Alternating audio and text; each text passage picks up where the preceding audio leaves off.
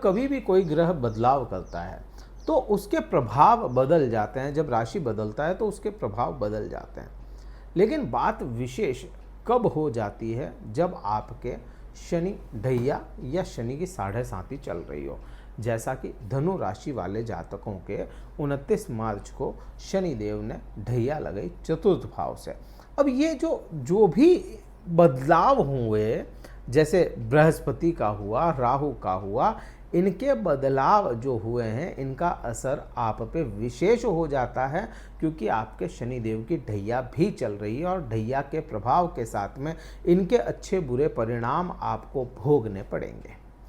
अब राहु की बात कर ली, बृहस्पति की कर ली, केतु की किसी ने नहीं की बात, या कहूँ बहुत कम लोग हैं ऐसे जो केतु पे बात करते हैं। क्यों बात कम करते हैं? क्योंकि केतु ग्रह प्रिडिक्टेबल नहीं है, इसे पहले से नहीं समझा जा सकता और केतु ही एकमात्र ग्रह है जो मना ही करता है, मना कर देता है। बात यहाँ पे आपके भाग्य भाव में जब केतु ग्रह का परिवर्तन हो गया और केतु वो ग्रह जो मना ही करता है, डिटैचमेंट है। राहु जैसे अटैचमेंट है, राहु जैसे ऑब्जर्वर है, वहीं केतु ग्रह सेपरेशन भी है। आपको कोई चीज़ मना ही करनी होगी तो यह बिल्कुल मना ही कर देगा। भाग्य भाव में केतु बैठा है। भाग्य भाव में केतु जैसा ग्रह जब बैठ जाता है इसको बहुत अच्छा नहीं मानते, लेकिन ठीक वहीं तीसरे भाव में जब राहु ग्रह होता है तो उसे बहुत अच्छा मानते हैं। अब यहाँ पे इस चीज़ को समझें कि केतु ही एकमात्र वो ग्रह है, या कहूँ केतु को अगर कोई नतमस्तक करवा सकता है तो एकमात्र ग्रह राहु है, और राहु को कोई अपने आगे झुका सकता है तो वह केतु ही है। क्योंकि एक ही शरीर के दो टुकड़े हैं ये, सिर जो राहु हुआ, धड़ जो केतु हो गया। अब जहाँ केतु के पास में दिमाग नहीं है, जहाँ केतु की क्षमताएं वैसी नहीं है जैसी राहु की है, या कहें कि रहस्य जिसे अपन राहु मानते हैं, केतु में 4 कदम आगे बढ़ के भी रहस्य छुपे हुए हैं। केतु भाग्य में बैठेगा तो हाँ, यहाँ पे भाग्य से आपको विमुख तो करता है, लेकिन राहु जहाँ बैठा है इसके ठीक सामने यहीं पे आपके भाव जो भाग्य का है, इसकी चाबी यहीं छुपी हुई है। ये केवल वीडियो इसके प्रभाव का नहीं है, इसके उपाय या बचाव का भी है। आप समझें, अगर भाग्य का पूरा साथ नहीं मिल पा रहा है तो आपको मेहनत करनी पड़ेगी, तब जाकर के भाग्य आपके मेहनत के आगे नतमस्तक भी हो जाएगा। ये प्रभाव अपने को देखने को मिलेंगे। भाग्य बहुत ज़्यादा साथ ना दे पाए और अपन वो ठीकरा किस पे फोड़ेंगे? शनि पे, कि शनि की ढैया आई, शनि की ढैया चल रही है, इस वजह से भाग्य साथ नहीं दे रहा, जबकि केतु अपने प्रभाव ला रहा होगा। इसके प्रभाव कब से शुरू होंगे? क्योंकि ये तो 18 मई को परिवर्तन हुआ, 18 मई को परिवर्तन हुआ है, तो मान के चलें जुलाई मध्य तक इसके असर आने शुरू हो जाएंगे। अभी के समय में शनि देव के असर आने शुरू हो चुके हैं।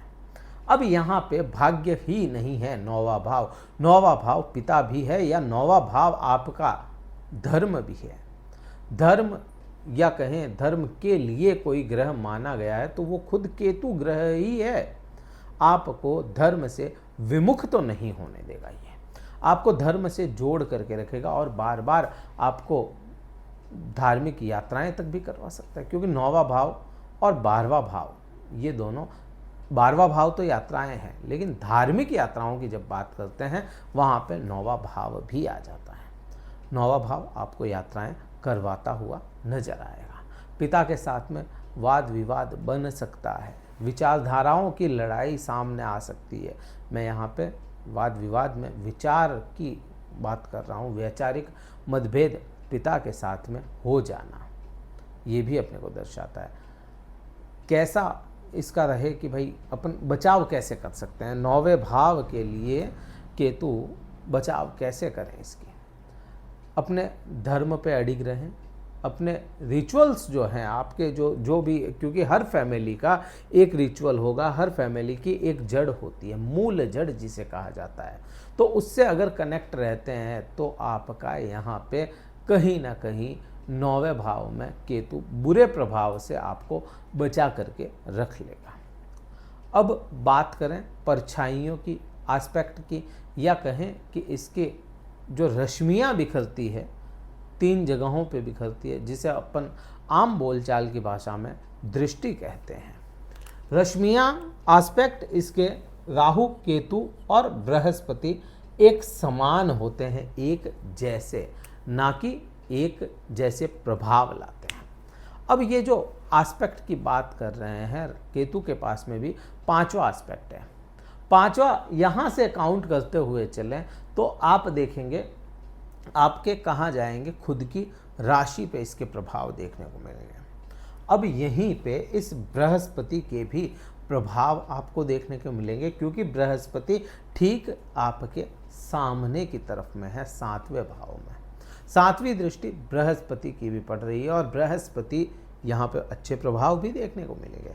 बृहस्पति जो है वह आपके खुद के राशि स्वामी या लग्न स्वामी हो जाते हैं। केतु जहाँ पे आपको अंदर ही अंदर से खुद को अकेला महसूस करवाएगा, वहीं उस अकेलेपन में भी ज्ञान बृहस्पति दिलवाएगा। आप खुद से ही परेशानियां झेल सकते हैं।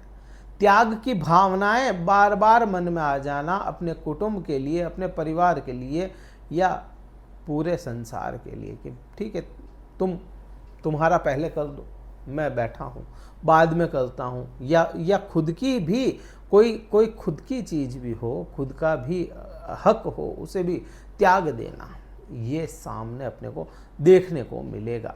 और उसमें भी आपको अगर बेनिफिट दिलाता हुआ नजर आएगा वह बृहस्पति आएगा, तो त्याग की भावनाएं अधिक बढ़ जाएगी। खुद का ना सोच करके सबका सोचना, ये बहुत अधिक बढ़ जाएगा। इसका असर भी आपको देखने को मिलेगा, जो बिल्कुल भी सही नहीं है। आज के समय को देखते हुए तो त्याग करना चाहिए, लेकिन खुद को नहीं, खुद के लिए कॉम्प्रोमाइज़ नहीं होना चाहिए, तो उस चीज़ का ध्यान रखें। यहाँ पे ये प्रभाव भी देखने को मिलेगा। यहाँ से बचाव कैसे किया जा सकता है? यहाँ से बचाव बृहस्पति आपको बचा करके रख सकते हैं। बृहस्पति ग्रह के बीज मंत्र अगर करते हैं तो आपको प्रभाव अच्छे देखने को मिलेंगे। फिर अपन देखें 7वीं दृष्टि। 7वीं दृष्टि में यहाँ राहु ग्रह बैठे हैं, उसके प्रभाव अधिक हैं। राहु की बात जब करें, यहाँ पे राहु क्या है, डिसीजन मेकिंग पावर है यहाँ पे आपका अभी के समय में। ये जो भाव है, पराक्रम भाव है, यहाँ पे हिम्मत, करेज या फैसले लेने की क्षमताएं, आपकी सोशल लाइफ, ये सब कुछ चीज़ें अपने को बृहस्पति, ये राहु यहाँ पे दर्शाता है कि भाई राहु ये सब ठीक रखेगा यहाँ पे। लेकिन मेहनत नहीं की वहाँ पे ही, क्योंकि ये अधिक मेहनत का भाव है। अगर यहाँ पे मेहनत नहीं की तो यहाँ पे भाग्य बिगाड़ता हुआ केतु नजर आएगा और फिर उसका कुछ नहीं कह सकते हैं।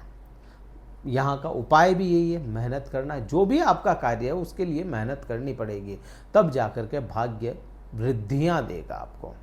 बात 9वीं दृष्टि की करूँ, 9वीं दृष्टि में बहुत अच्छे परिणाम नहीं है अभी तक। हालांकि यूँ तो देखा जाए तो यहाँ पे भी अच्छे नहीं है, यहाँ पे भी अच्छे नहीं है, लेकिन यहाँ पे थोड़े से टिपिकल परिणाम देखने को मिलेंगे। प्रेम संबंधों की जब बात करें तो 5वां भाव सर्वप्रथम आता है। आप यहाँ से ज्ञान और शिक्षा तो देखते ही हैं, यहाँ पे संतान का सुख भी देखते हैं। संतान से दूर होना, संतान के लिए परेशान होना या संतान से ही परेशान होना, ये भी अपने को केतु यहाँ से दर्शाता है। अभी के समय में तो मुझे ये चीज़ें समझ में आती हैं। प्रेम संबंधों के लिए भी यहाँ पे चीज़ें अपने को यही समझ में आती है कि प्रेम संबंध आपके अच्छे ना रहें। अच्छे का मीन्स किसी प्रकार का वाद विवाद, दूरियाँ आपके आ सकती है, वैचारिक मतभेद आ सकते हैं।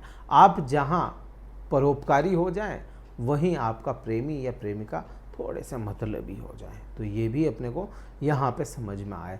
या ऐसा भी हो सकता है इसके विपरीत, आप थोड़े से मतलबी हुए और सामने वाला परोपकारी हो गया, तो ये चीज़ भी अपने को समझ में आती है।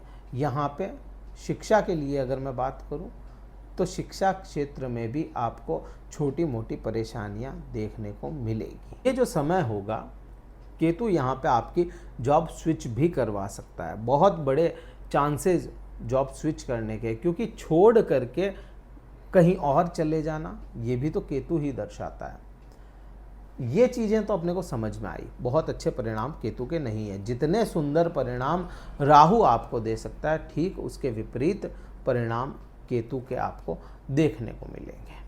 अब यहाँ पे इतना सब कुछ समझ में आया, और क्या उपाय कर सकते, उपाय इनके साथ साथ बताए मैंने, लेकिन एक उपाय सबसे महत्वपूर्ण, केतु प्रकृति है, प्रकृति की अगर सेवा करते रहें तो यहाँ पे केतु परिणाम बुरे नहीं देगा। दूसरा, अपने कुल देवता या कुल देवी की आराधना करना भी आपको अच्छे परिणाम देगा।